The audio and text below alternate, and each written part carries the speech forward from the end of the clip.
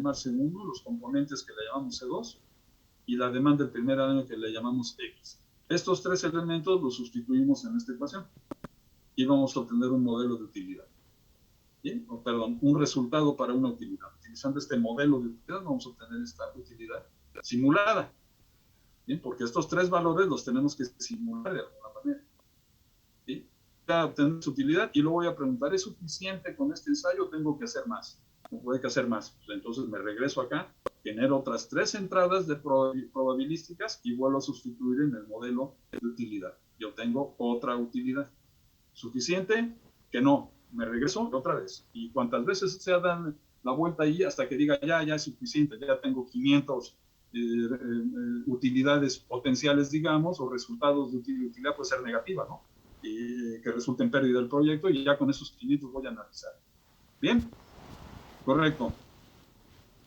Vamos a recordar que las mejores estimaciones que tiene actualmente Portacom son estas tres. $45 para la mano de obra, $90 para los componentes y 15,000 unidades de demanda. Y vamos a sustituir estos valores aquí, en el modelo de utilidad.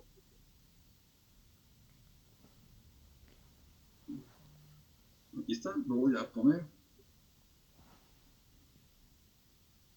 Ahí está.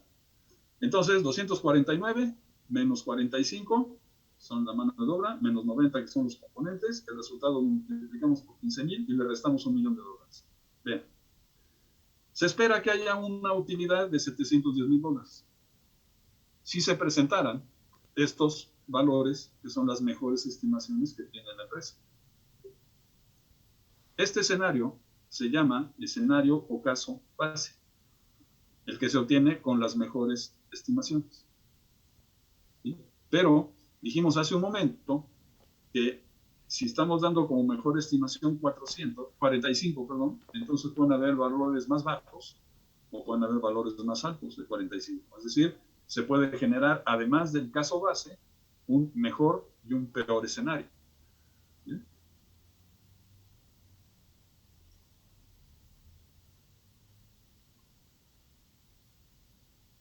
Bien, ahorita vamos para allá. El análisis de riesgo, hay dos cosas que preocupan fundamentalmente y que vamos a resolver. La primera es cuál es la probabilidad de que el proyecto sea un fracaso o sea un éxito, desde luego. La segunda, cuál va a ser la magnitud de ese éxito o de ese fracaso. Es decir, si ya es la probabilidad muy alta de que haya una pérdida y como de cuánto sería la pérdida. O la probabilidad es muy alta de tener éxito, muy bien, y como de cuánto sería ese éxito, ¿no? Esas dos cosas las responde el análisis de riesgo. Bien, bueno, avanzo un poco más. Aunque el escenario base ya dijimos que no está mal, ¿sí? Mencionamos acá arriba, $710,000, pues no está mal como utilidad.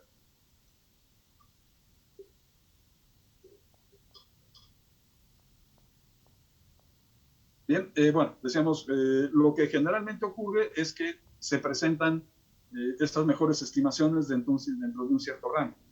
Y, por ejemplo, como dice ahí, vamos a suponer que la empresa estima que el costo de la mano de obra puede estar entre 43 y 47. Obviamente la mejor estimación es el promedio de los dos, 45 que fue el que nos dieron como dato.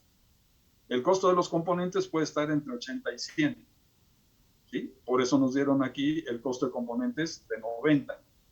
¿Sí? Y también la demanda puede estar entre 1,500 y 28,500 unidades. Por eso nos dieron 15,000 como la mejor estimación. Es decir, ¿cómo se interpreta esto? Que digamos 1,500 es muy poco probable que se presente, pero también 28,500 es muy poco probable que se presente. Como que los valores, ustedes lo saben, siempre tienden a los valores medios. La distribución normal y todo eso. ¿Se acuerdan? Las estaturas de las alumnas y los alumnos de la escuela y bla, bla, bla. Los chaparritos de un lado, los grandotes del otro lado, y la gran mayoría están en medio. Se acercan más a la estatura promedio. Aquí pasa lo mismo. 43 y 47 son los valores extremos, pero en medio está el 45, que es a la que se acerca la mayoría de los casos. Entonces, vean que, por ejemplo, en la mano de obra, si la mano de obra me cuesta 43, ese es el mejor escenario. Si me cuesta 47, es el peor escenario. Lo mismo pasa con los componentes. El mejor escenario es que me cuesten 80 y el peor escenario es que me cuesten 100. Y para la demanda, que es al revés, el peor escenario es que nada más haya una demanda de 1.500 y el mejor escenario haya que haya una demanda de 28.500. Vamos a estimar entonces la utilidad esperada en el mejor y el peor escenario, que son los casos extremos. Vamos con el primero. Bien, vamos a aplicar el qué pasa si en el peor de los casos. En el peor de los casos, entonces, la mano de obra costaría $47, como dice acá, o sea, el mayor. En el caso de los componentes, el peor escenario sería también el más alto, que serían 100. Y para la demanda es al revés. El peor escenario sería el más bajo, que son 1.500. Okay. Entonces, hacemos C1 igual a 47, C2 igual a 100 y X igual a 1.500 y sustituimos en la ecuación 1 en el modelo de demanda. Y vamos a ver de cuánta utilidad resulta este peor escenario.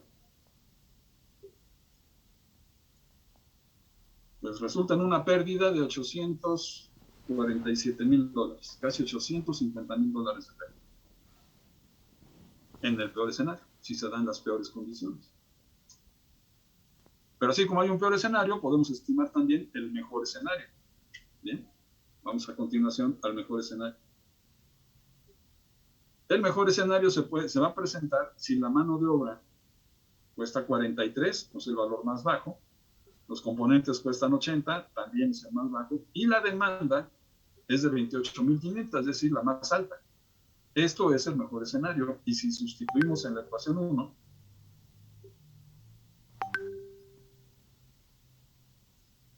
la utilidad potencial del proyecto puede ser de casi 2.600.000. Entonces, digamos de qué manera de conclusión, podemos tener desde una pérdida de $850,000 hasta una utilidad de 2.600.000 con un caso base, ¿sí?, de $710,000 de utilidad. Esto es lo que proporciona el análisis what if o el qué pasa si. ¿Sí? Más bien se refiere a qué pasa con la utilidad si las entradas probabilísticas son tales, las que acabamos de dar ahí arriba, y esos son los escenarios. Aunque parece ser que no avanzamos mucho, porque aquí es lo mismo, la pregunta entonces, ¿qué? ¿Participamos o no? Pues hay una pérdida ahí de $850,000, no todo es ganancia, ¿no? Si hubiera resultado todo en ganancia, pues entonces tenemos un proyecto seguro, en el cual, pues pase lo que pase, vamos a ganar. A lo mejor ganamos poquito o mucho, pero vamos a ganar, no vamos a perder. ¿Sí? Este proyecto está poniendo en evidencia que puede haber una pérdida. Bien. Hay una desventaja que tiene este análisis, ¿qué pasa si? Que es el que estamos aplicando. Bien, y por el cual no se puede responder específicamente si conviene o no participar en este proyecto. Y es que, como lo están viendo, no menciona nada respecto a una probabilidad potencial de la pérdida o de la utilidad. Es decir, si nos dijeran, mire, hay una probabilidad acá del 99.99% de ganar 2.600.000, ¿no? Y del 0.1% de perder 847. ¿Le entramos o no le entramos? Nosotros diríamos, pues si le entramos, 99.9 es casi un escenario seguro, ¿sí? Pero ¿qué estamos tomando como criterio para decidir la cantidad monetaria o la probabilidad? Pues la probabilidad. Bien, o caso contrario, si la probabilidad de ganar fuera muy baja y la de perder muy alta, pues no entramos. Bien, entonces, esa probabilidad justamente el análisis qué pasa si no nos dice nada al respecto. Solamente el análisis qué pasa si pone en evidencia estas cantidades monetarias. Entonces falta otra parte del análisis. Ya tenemos la cantidad monetaria, ahora vamos a buscar las probabilidades. Para ello vamos a utilizar otra técnica que se llama simulación. Bien, entonces, para realizar un análisis de riesgo, bien, esta simulación lo que hace es generar muchos escenarios que pasa así, muchos. Bien, y va a generar muchas entradas probabilísticas y después va a ir calculando la utilidad o la pérdida que corresponda para definir si, digamos, después de hacer 100 simulaciones, 90 resultaron en utilidad y 10 en pérdida. Entonces tengo un proyecto con un 10% de probabilidad de fracasar, un 90% de ser un éxito. Y también puedo decir como de qué cantidades está esperando. Bien, bueno. Voy a poner esto aquí. Esto se está repitiendo, ya lo dijimos varias veces. O sea, se va a generar en la simulación, se van a generar las 3 entradas probabilísticas, mano de obra, componentes y demandas, y se va a calcular la demanda resultante. Y luego vamos a realizar varias veces ese procedimiento hasta que lleguemos a una conclusión. Pero aquí hay una diferencia particular, que para poder generar esos valores necesitamos disponer de una distribución de probabilidad. Una distribución de probabilidad.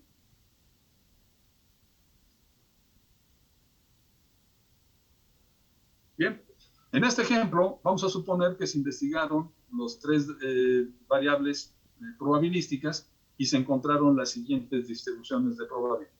Vamos con la primera. Voy a poner allá hasta arriba.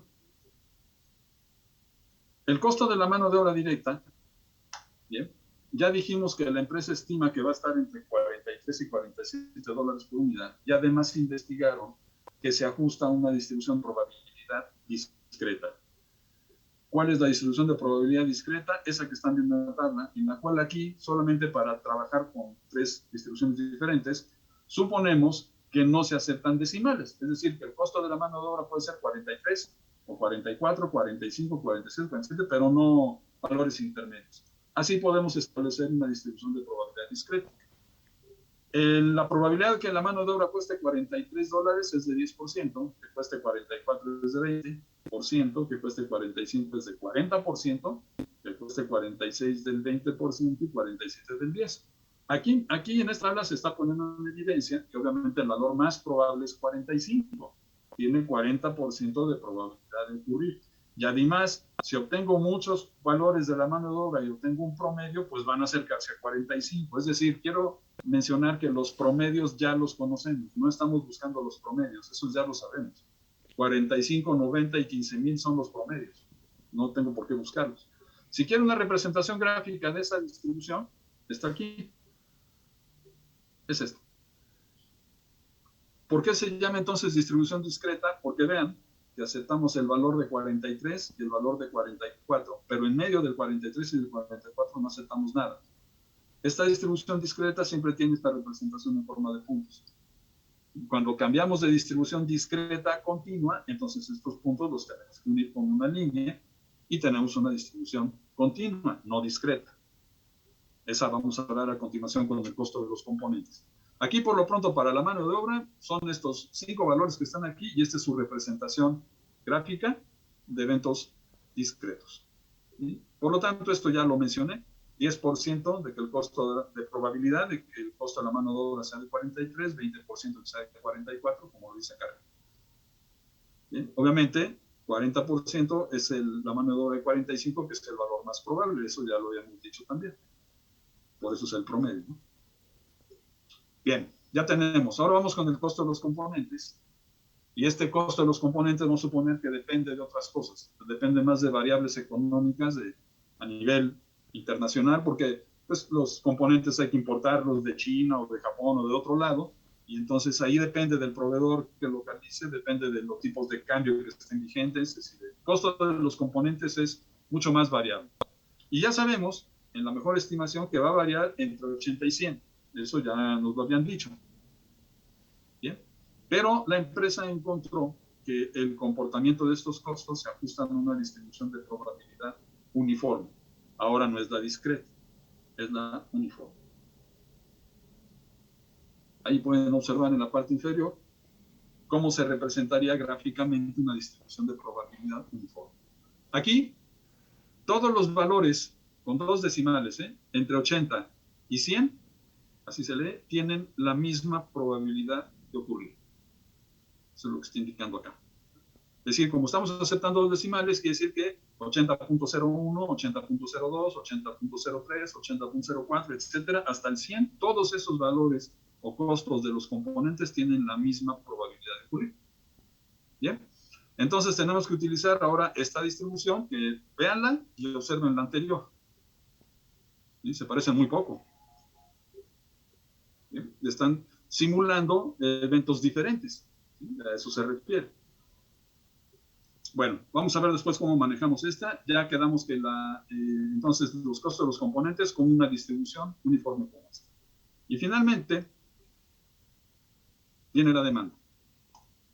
¿Cómo vamos a simular la demanda? Pues aquí la enorme mayoría de los fenómenos de demanda, o más cuando se trata de productos como el que estamos analizando aquí, se ajustan a una distribución normal. ¿Cómo es la distribución normal? Pongan en su mente la distribución normal y ubiquen las colas, digamos, de la distribución. Entonces, estaría diciendo que una demanda muy bajita de productos sería muy poco probable. Esa es una cola de la distribución. Y en el otro lado, ¿sí? Una demanda muy, muy alta de productos sería también una probabilidad muy, muy baja. Esos son los extremos de la distribución. Estoy esperando que la mayoría de los pedidos que se hagan se van a centrar más bien hacia la media. Eso es lo que quiere decir una distribución normal. En este caso, que es una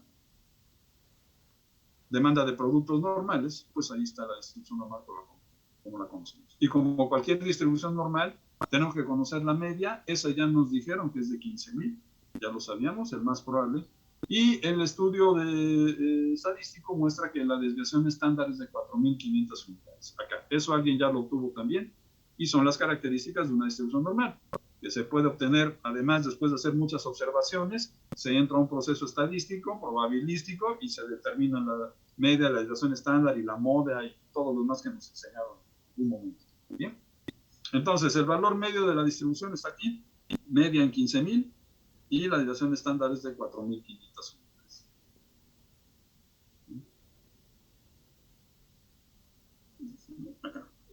Entonces, lo que vamos a hacer es generar entonces valores para esas tres entradas probabilísticas y introducirlas al modelo de utilidad.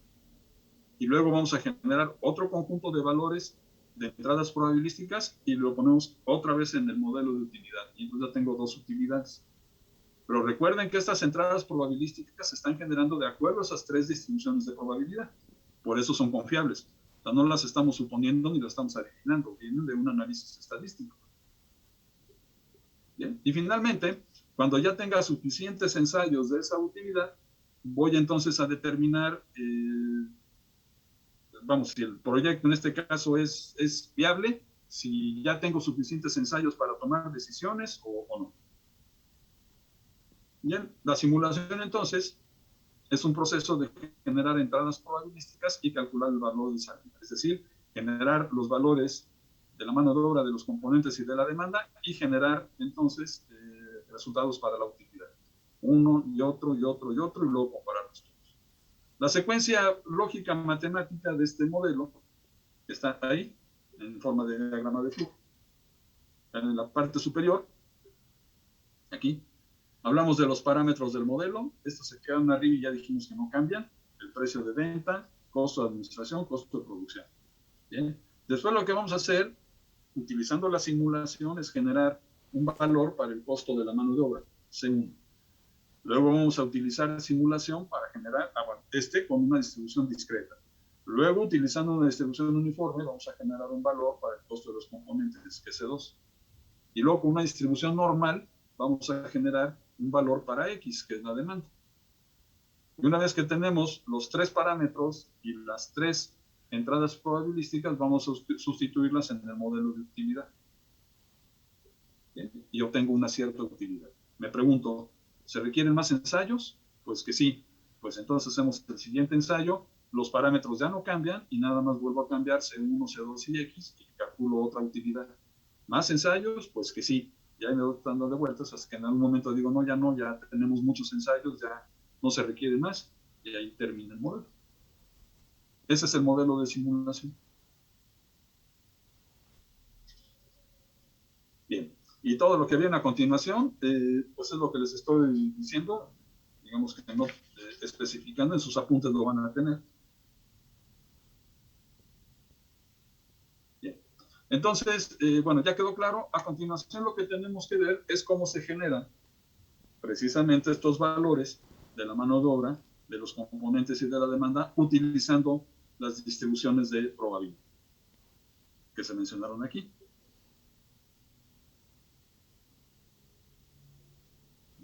Esto que estamos viendo aquí en la parte final es lo mismo que ya les mencioné, que si se repiten los ensayos hasta que sea suficiente cantidad, y entonces ya se detiene y vamos a hacer el análisis de ganancia promedio y la probabilidad de una pérdida, eso también ya lo dijimos.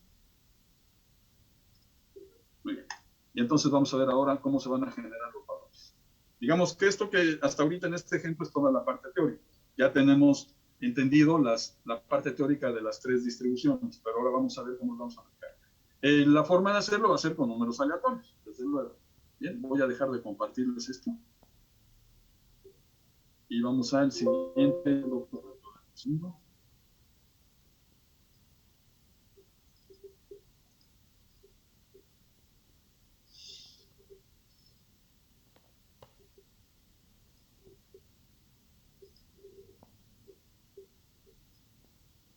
Listo. Números aleatorios y generación de valores de entradas probabilísticas. Aquí tenemos que partir, vamos a suponer, que ustedes no saben nada de números aleatorios, ¿no? Aunque ya hicimos trampa y ya los vimos la clase anterior, vamos a suponer que no saben nada y vamos a tomarlo desde un principio. Entonces, la simulación del proyecto este que estamos revisando requiere que se generen tres valores para las entradas probabilísticas, ya lo dijimos un millón de veces, que es la mano de obra C1, los componentes C2 y la demanda. Bien. Para poder lograr esa simulación necesitamos tener distribuciones de probabilidad que definan esas tres entradas probabilísticas. Bien. Para poder especificar cómo vamos a hacer eso, primero hay que recordar el concepto de números aleatorios generados por computadora. Es decir, los números aleatorios que vamos a manejar aquí son los que obtenemos de Excel y no vamos a andar ahí buscando libros de álgebra superior y todo eso rollo, ¿no? Aquí directo con el Excel y esos son los que vamos a considerar. Bien. Número uno, los números aleatorios generados por computadora son números decimales, ¿sí? Elegidos al azar entre el rango o los extremos 0 y 1 sin incluir estos extremos. Es decir, a ver si esto queda claro, al ser un número aleatorio, no se puede pensar que un número aleatorio resulte en 1.000000 al infinito. Eso no es real. Como los números aleatorios se supone que el número de decimales nunca termina, entonces nunca vamos a llegar ni al 0 ni al 1. No se podrían obtener esos valores extremos. Bueno, eso es un principio, ¿no? De todos modos, no necesitamos tantos decimales. No necesitamos un número infinito de decimales, ¿no? A eso se refiere aquí. Algunos programas incluyen esta función, Excel es una de ellas, o escribiendo en una celda esta función que está aquí. Ponemos igual, aleatorio, abrimos, cerramos paréntesis, damos enter y eso nos genera un número aleatorio.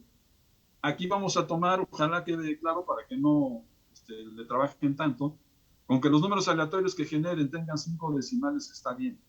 ¿Sí? O sea, si le piden todos los decimales les va a dar como 30. No necesitamos 30 decimales en los números aleatorios, con 5 está bien. ¿Bien? Y otra cosa, por favor, ¿sí? Aunque ya sé que para algunos de ustedes les suena obvio, pero los números aleatorios que generen de ninguna manera van a poder coincidir con sus números de cuenta ni con eso de usar el cero. ¿De acuerdo? Pues, porque si no dejarán de ser aleatorios. Entonces, cuando generen los números aleatorios, olvídense de los números de cuenta y del cero. No importa cómo salgan, así los van a manejar. De todos modos, si me entregan dos tareas exactamente con los mismos números aleatorios, no les voy a creer que fue casualidad, ¿verdad? Ya vimos la clase anterior, cada vez que le damos un movimiento de hoja de cálculo, cambiaban todos los números aleatorios, imagínense, ¿de acuerdo? Entonces, no va por ahí la cosa, pero no se presionen de que es que no tienen mis dígitos, no importa cómo salga el número aleatorio. ¿Bien? Bueno, entonces podemos generar, por ejemplo, ponerse aquí una lista de 500 números aleatorios y la característica que tienen estos números generados con Excel es que se apegan a una distribución uniforme. Es decir, todos los números aleatorios que se generan tienen la misma probabilidad de ser elegidos. ¿Bien? No pasa como en el Melate, que los números más altos tienen una... Si revisan ustedes la serie histórica, los números más altos salen menos que los números bajos o que los números del medio. Habría que hacer un análisis ahí, pero bueno. Muy bien. Vamos a ver cómo utilizamos los números aleatorios entonces y las distribuciones de probabilidad para determinar las entradas probabilísticas. Vamos con el primero. ¿Cómo generar un valor para el costo de la mano de obra directa por unidad? Bien. Entonces, ya vimos que aquí la distribución de probabilidad que aplica es la discreta. Bien, y si recuerdan, aquí ustedes pueden leer el texto, yo voy a señalar aquí la tabla original que tenemos en la parte superior. Ahí está del lado izquierdo el costo de la mano de obra por unidad, 43, 44, 45, 46 y 47. Y en la segunda columna está la probabilidad de que se presenten cada uno de estos costos. 10, 20, 40, 20, 10. Entonces, lo primero que vamos a hacer es especificar este rango o intervalo para los números aleatorios. Miren, si 43 tiene una probabilidad del 10% de ocurrir, entonces voy a reservar el espacio del intervalo de 0 a 0.1. Si un número aleatorio cae en este intervalo, o voy a generar un número aleatorio. Y si el número aleatorio que generé cayó en este intervalo, entonces el valor simulado del costo de la mano de obra es 43. Y ven que aquí cabe un 10%, como dice aquí. Bien, en el siguiente número tengo un 20%, entonces voy a tomar este 10% de acá, lo paso para acá y lo acumulo. Ahora, si el número aleatorio generado está entre 0.1 y 0.3, que es un 20%, el valor simulado para la mano de obra será 44. El que sigue es 40. Entonces, 30 más 40 son 70. Si el número aleatorio cae en este intervalo, el costo de la mano de obra simulado será 45. Luego, entre 70 y 90, 46. Y entre 91, 47. Esta es la forma de simular con números aleatorios de una distribución de probabilidad discreta. Lo que dice aquí abajo es lo que estoy mencionando. Si quieren ir leyendo, dice intervalo número aleatorio. Si el intervalo de números aleatorios es sí, menor a 0.1, pero mayor a 0, entonces el costo de la mano de obra es 43. Estaría hablando de este, ¿no? Si es mayor a 0.1 y menor a 0.3, estaríamos hablando de este, pues el costo de la mano de obra sería 44.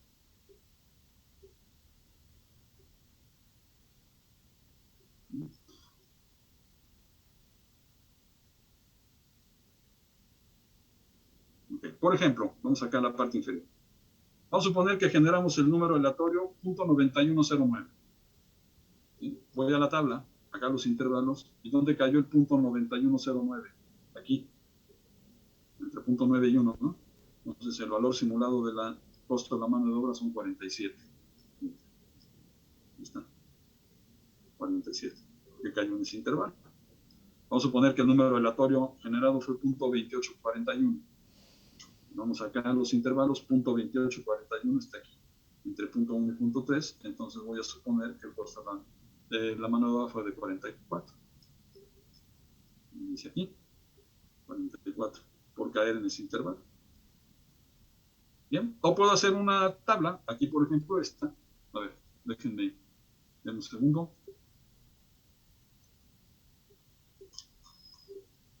Voy a dejar esta tabla en la parte superior y con esto va a quedar más que claro. Y ya vimos los dos primeros. Vean el siguiente número aleatorio, .6531. Busquen .6531 aquí donde cayó, cayó aquí, entre .3 y .7. Entonces el costo de la mano de obra simulado es 45. Desde aquí. Siguiente número, ustedes miren, es un número muy bajito, .0367. Este. ¿En qué intervalo cae? Acá, entre 0 y 0.1. Entonces el costo de la mano de obra simulado va a ser 43. Está aquí. Y etcétera. Ahí pueden ustedes ver los demás, búsquenlos en los rangos y le asignamos el que está de este lado.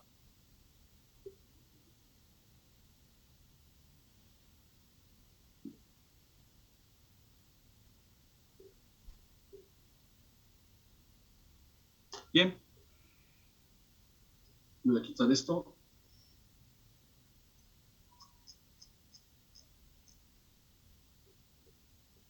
Ahora vamos a ver cómo generar los costos de los componentes, ahora utilizando la distribución uniforme, ya no la discreta. Ahora ya no vamos a abrir rangos para los números aleatorios de intervalos. El principio es este. Déjenme ver acá.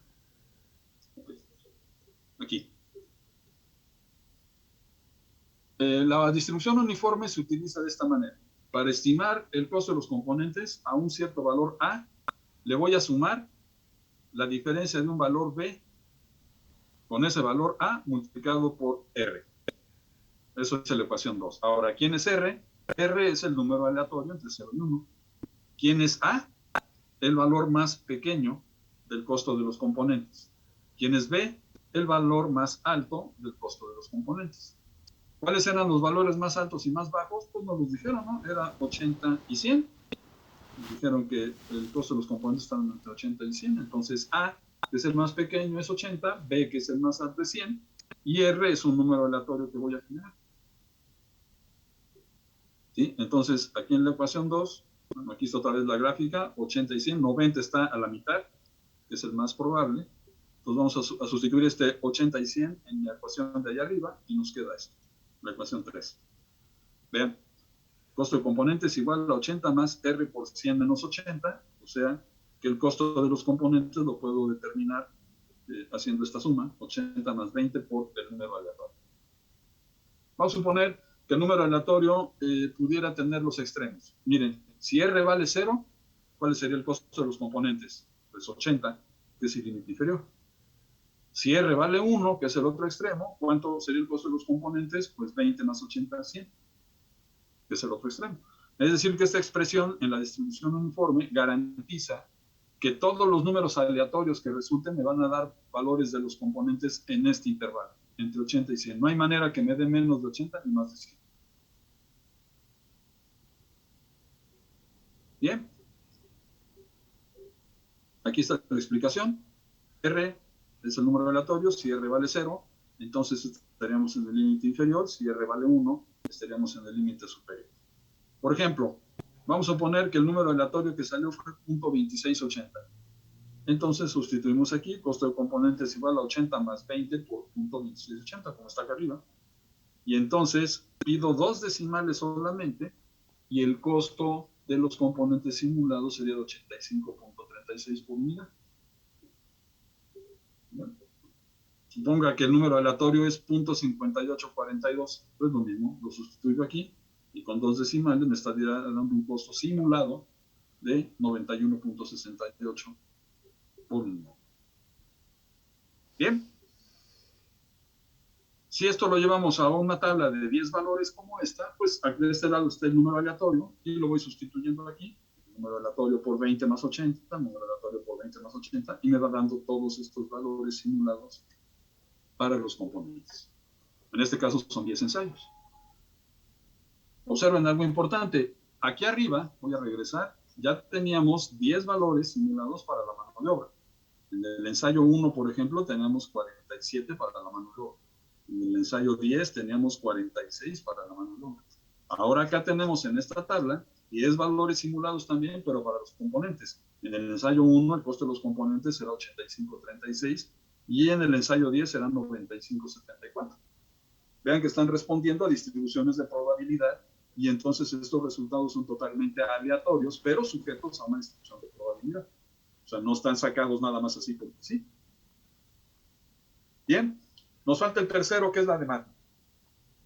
Vamos a revisar el de la demanda, cómo generar un valor de la demanda para el primer año. Aquí ya mencionamos que tenemos una media de 1.500, una desviación estándar de 4.500, y lo que dice ahí es que lo mejor es poder utilizar las hojas de Excel para poder establecer la demanda. Para ello, ahí está la función en Excel que se utiliza. Aquí no es clase de Excel ni de probabilidad y estadística, pero ahí está la función. Ustedes la pueden revisar cómo funciona. Dice así, distribución normal, este es de inversa, como si fuera inversa. Se da un número aleatorio aquí, que es como dar una probabilidad acumulada, bajo una media y una desviación estándar, y el resultado que me va a dar, ¿sí?, se interpreta como la demanda justamente de este producto. Bien. Si sustituimos la media por 15.000 y la desviación estándar por 4.500, pues la ecuación quedaría así. Y esta sería la ecuación 4 para simular el valor de la demanda. ¿Cuántos decimales va a llevar? Pues ninguno, porque son unidades. No podemos tener fracciones de unidad de impresora como demanda, entonces tenemos que pedir aquí que se redondea a 0 decimales. ¿Bien? De manera que si tienen el Excel a la mano lo pueden ir haciendo. Aquí. Ahí está. Supongan que el número aleatorio generado es 0.7005, entonces vean cómo quedaría la distribución, la fórmula de la distribución, ¿sí? 0.7005, 15.000, 4.500, y si no le piden decimales, les tiene que dar 17.366 unidades. ¿Bien? Vamos a cambiar el número aleatorio. Suponemos que el número aleatorio ahora fue 0.3204. Entonces lo incluimos aquí, 0.3204, 15.000 y 4.500, y entonces el número de unidades en demanda serían 12.900. Y lo mismo.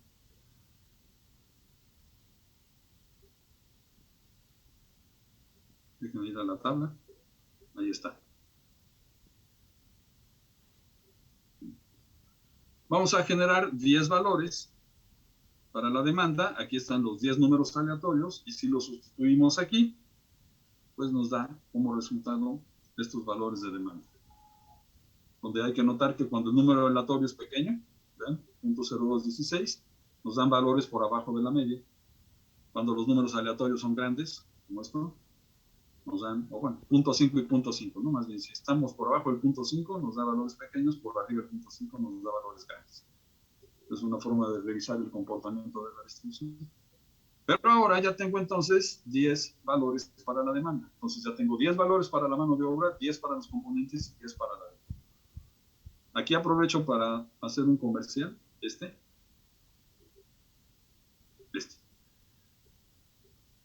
Quien llevó Sistemas 1 conmigo, dijimos que esa materia de Sistemas 1 contempla solamente los modelos deterministas, es decir, aquellos en que no tiene presencia la probabilidad.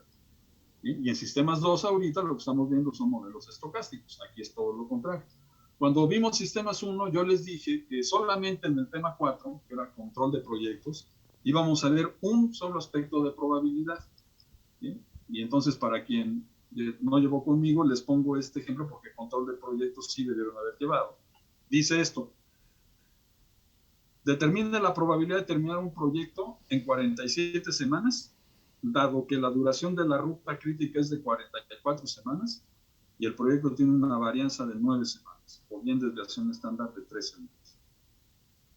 ¿Sí? Si no tienen claro cómo se obtuvieron esos valores, bueno, pues es nada más cuestión de revisar el tema de la ruta crítica y ahí debe venir.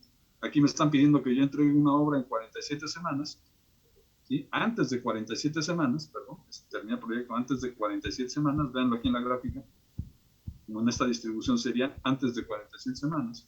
Si el proyecto tiene una media o una duración media, que es la que obtenemos con la ruta crítica de 44 semanas, y tiene una varianza de 9 o desviación estándar de 3. Esa información la pueden incluir en una, esta, acá está arriba. Vean ahora cómo cambia.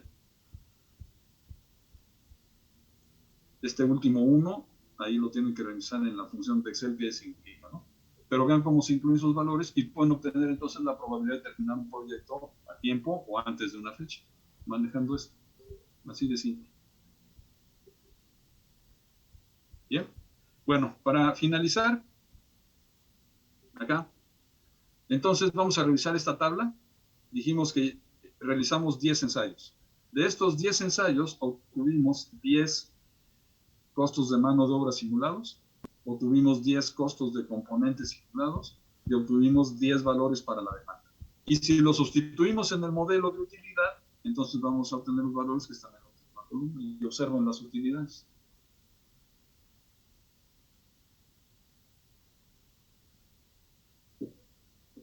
No piensen en promedios, quítense los promedios de la mente. Porque si creen que aquí la respuesta es sacar un promedio, ya lo sabemos. El caso base decía 710,000, ¿no? Y sacan un promedio de esto, les va a dar muy cerca de los 710,000. No es eso lo que estamos buscando. Esas cantidades ya las teníamos. Yo les pregunto, ¿ya vieron cuál es con esta información, que son 10 ensayos, ¿ya vieron cuál es la probabilidad de una pérdida? De los 10 escenarios, solamente uno está en pérdida, los otros 9 arrojan utilidad. La probabilidad de pérdida de este proyecto es del 1 entre 10, o sea, de 10%. Bien. El valor máximo, si ven, el mejor escenario que calculamos fue de casi $2.600.000. Vean que ninguno de los valores de la utilidad ni siquiera se acerca a $2.600.000. Por eso es el mejor escenario.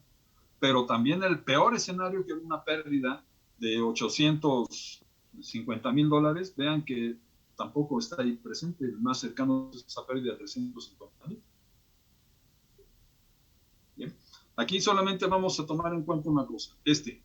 169. ¿Es utilidad? Sí, sí es utilidad. Pero tal vez esa utilidad es muy baja. ¿Sí? Aquí quiero hacer también mención a eso. No todos los proyectos que tienen utilidad son convenientes. Les voy a explicar por qué. Imaginen que hay la delegación tiene un contrato para pintar 50 metros de banqueta. Bueno, más, 100 metros de banqueta. Yo les pregunto, ¿ustedes creen que la ICA estaría interesada en participar? Definitivamente no.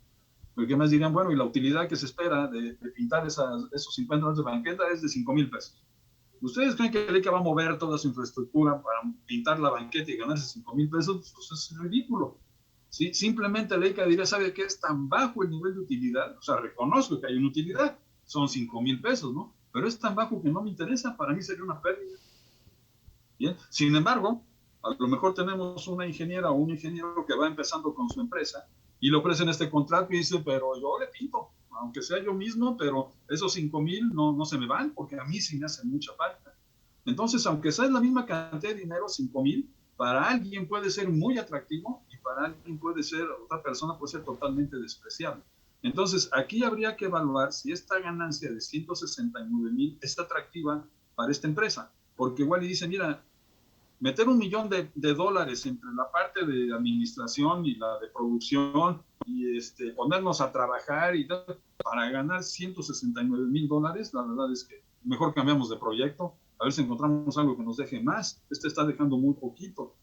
Bien, aquí no tenemos esa información, no tenemos manera de saber cuáles son las preferencias de la empresa o cuál es su mínimo aceptable, entonces nada más lo valoramos así. Hay un resultado negativo entre 10. Entonces, hasta aquí podemos afirmar que el proyecto tiene 10% de pérdida. Bien. Bueno, esto lo hicimos, como vieron, manualmente, con la idea de que ustedes comprendieran cómo se manejan las distribuciones de probabilidad para 3 variables diferentes y luego estimar este valor de utilidad. Pero no es así como se hacen las cosas. Además, nada más hay 10. ¿Qué tal si nos dice alguien, oiga, ya hicimos un análisis estadístico y mire, para que su estudio sea confiable tiene que hacerlo por lo menos 500 ensayos? Pues ya los veo haciendo 500 veces esto, una locura.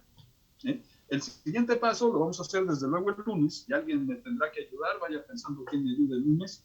Bien, es transformar todo este rollo que están viendo aquí en una hoja de Excel. Y entonces que el Excel haga los 500 ensayos en un segundo y vamos a evaluar entonces los escenarios aquí de utilidades y pérdidas, que aquí resultó de 10%, vamos a ver si en 500 ensayos vuelve a salir del 10% o cambia. A lo mejor aumenta o a lo mejor disminuye. Ahorita no lo podemos saber. Ahorita lo más que podemos concluir es que con 10 ensayos pues hay una probabilidad del 10% de que perdamos. ¿Y eso es confiable? Pues no mucho, porque nada más fueron 10. Déjenme hacerlo 500 veces y ya le digo, ¿no? Ahorita con esta información no hay manera. Bien, pues eso es todo en esta sesión. No sé si haya alguna pregunta antes de cerrar la presentación.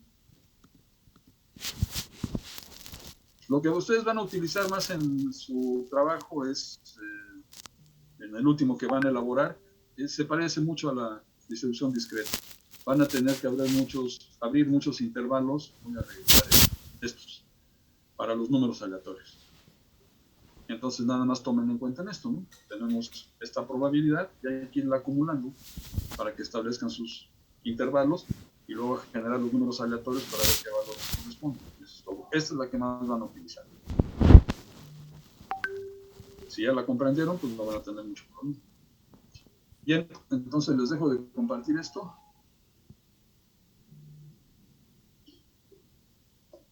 Y si pues no hay preguntas, entonces pues con esto damos por concluida nuestra sesión del día de hoy. Les agradezco mucho su asistencia. Cuidado con el fin de semana, por favor, cuídense mucho.